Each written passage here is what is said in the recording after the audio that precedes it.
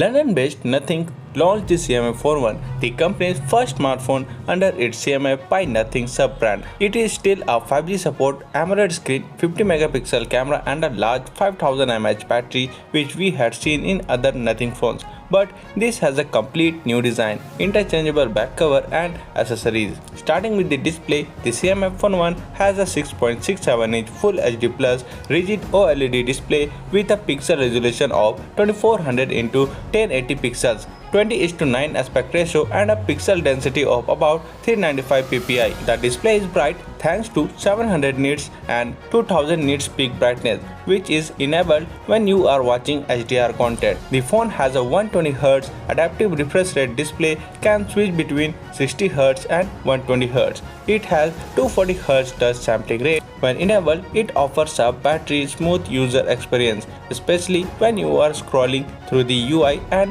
when gaming. It also has a HDR10 Plus support, which works for YouTube. Under the display options, there are different options to adjust color based on your preferences. There is also a night light options that lets you reduce the display's blue light emission so it doesn't cause eye strain when you are reading at night. This is dark mode similar to other Android phones. There is a dark mode similar to the other Android phones. It has an always on display option, but it doesn't offer a lot of customization and is similar to the Pixel, and it doesn't have MEMC or DC dimming options, but the company says that it has 960Hz PWM dimming. The company doesn't reveal which glass it uses. The phone has a tiny center punch hole that houses a 16 megapixel camera above the display. There is an earpiece on the top edge, but it doesn't act as a secondary speaker.